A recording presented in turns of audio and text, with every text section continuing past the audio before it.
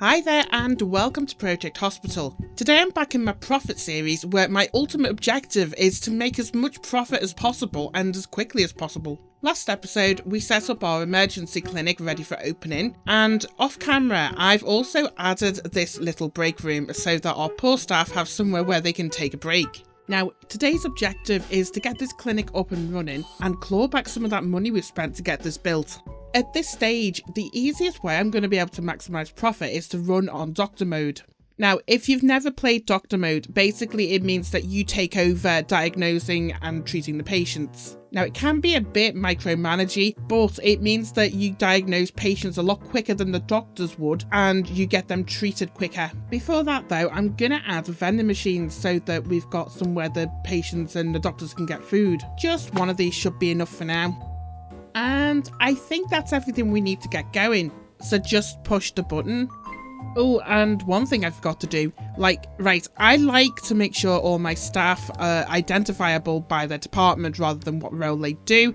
So I like to put them all in the same clothes and colour code that to what department they're in. I know a lot of people will disagree with this and say that you need to have all your nurses, all your doctors, all your technicians and whatnot in the same colours, but I prefer that all staff are uniform per department rather than per role. Right, come on patients. Get a move on. Where are they all? Yeah, this is weird. Where are the patients? Are my staff at least making themselves useful? Let's see. Dana Garcia. Thinking about kites. Mark Anderson. Filling free time? Well, can't be having this. Oh wait, did I remember to make a chief doctor? No, I didn't. Dana Garcia, you are now responsible for inspiring everybody else to work hard. Now all we need are the patients. Hang on, have I turned off the insurance companies by mistake? Because that would be a very clear reason why we've got no patients. No, that plus sign grays it out, so I am right. Oh, here we go. Charles Scott, going to waiting room. Took his sweet time. Half an hour almost this clinic's been open. Obviously didn't get the memo that time is money. Let's speed this up a little bit. Here he goes. Not even going to the receptionist. Do you not trust male nurses? That's a bit sexist, dude. Poor receptionist. Right, I want to activate doctor mode, just so I can eke as much efficiency out of this as possible. So, control doctors, we'll have you and we'll have you. And let's see how we get on with that. Off he goes. And now having the conversation that should have happened at the reception. Right, scheduled procedures are finished. Go to. So what do we think is wrong with you? Shingles or miliaria? Well, let's do physical exam first. Sit there and take your shirt off. Now I'm going to just touch your elbow and your forearm whilst I stare weirdly at your chest. Okay, procedure finished. Oh, wait, this is the other guy. Okay, so you've got vomiting and abdominal cramps. So, could be a whole host of things up there. Guess we give you a physical exam and see if that narrows it down. And Mr. Scott ready for more treatment. Shingles. Cool. So what do we do now? Because you don't need further examinations. Go with the recommended treatment, I guess. That should fix you up. Okay. Let's write you up that prescription. And that should be the end of it for this guy. Finished. So send you home. Yay! Objective complete, and we have that juicy 20,000 quid bonus. Okay. Ooh, another objective complete. And that gives us 500 experience points for all player-created characters. Nice. Right, so before we carry on, we've now got money burning a hole in our pocket. So let's fix some of these issues we've got going on. So, what do we think is going to be a priority with this minimal budget increase that we've got? You know, I think I want to get started with the hospital services DLC straight away and maybe set up a very small pharmacy because we'll be making money out of the patients with that. So pharmacy, how many squares is that? 3 by 2. 1, 2, 3. Let's say 3 by 4. Yeah, liking this.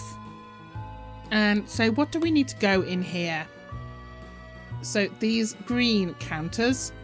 I actually really like these counters. I think they look really pretty. So that's going to be one of each for the drop-off and the advice. And let's get some stools in. Now, I do like to use stools for all of the staff because it's cheaper. And obviously I've colour-coded them green because I think pharmacies should be green. Right, what else do we need here? I think I'm going to make this a bit bigger because we need room for the staff to be able to get in and out. But trying to keep it as small as possible to keep those costs down.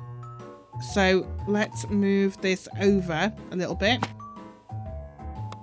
Yeah, move that one too. Okay, that should be good.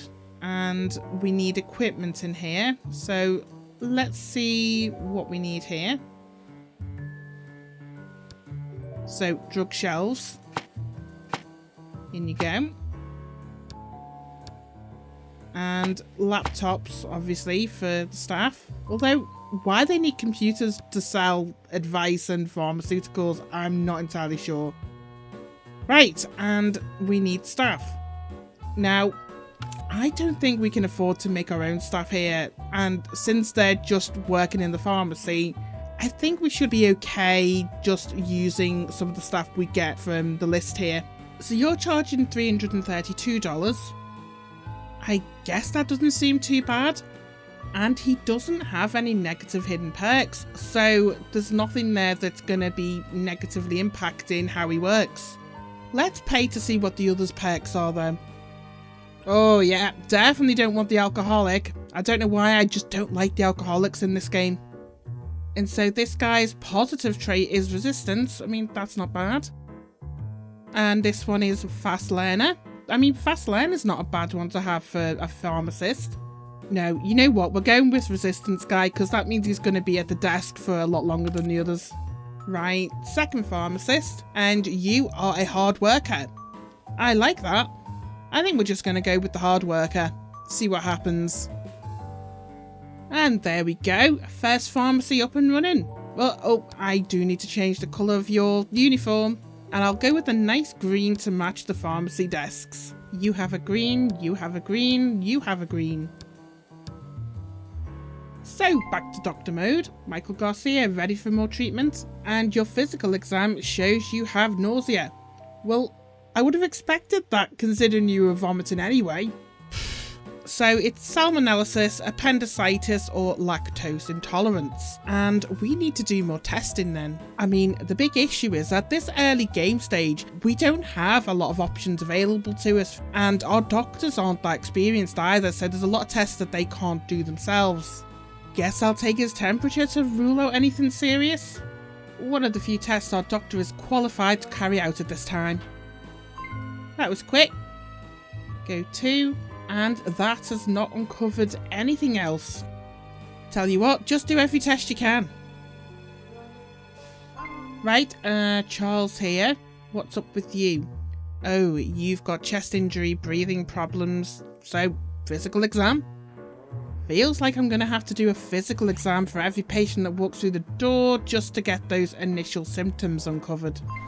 Charles is done. Wow, there is a lot wrong with him. Chest consultation. Yeah, why not? Ugh, Michael Garcia's still here. Confirmed lactose intolerance. Good for you. Now, take your medicine and go home. Charles, ready for review? And that chest exam is not confirmed diagnosis. This is the game telling me that they want me to buy an x-ray machine, but we can't afford an x-ray machine, so we're just gonna have to guess. Charles, I'm pretty sure you've got a chest contusion. Please don't sue me for malpractice. Chest contusion and broken ribs are probably the same treatment anyway. Michael Garcia, I told you to go home. Stop wasting my time. $160 for that though. Yeah, I suppose that's okay. Could do with a bit more money coming in. Right, I'm going to let time jump on a little bit so that we see a few more patients and we get some more profit coming in. And I will jump back when there's something a little bit more interesting going on. Alright, so we've just completed the treat 20 patients objective, and that is giving us a nice cash bonus of 50 grand. That takes us to just over $100,000, so that's plenty of cash to play with and get some more stuff in here. However, we're coming up to the end of the day now, and we've still got quite a few patients waiting to be seen. Yep. There we go, clinic hours have ended and we've still got 2 patients that weren't seen. So we've missed out on whatever treatments they would have paid for. So that to me says we need to add more doctor surgeries, see more patients through the day, and with that nice cash injection we can do that. There's still 1 patient here that's being seen by the doctor. Once he's gone, I think we can start on the big renovation.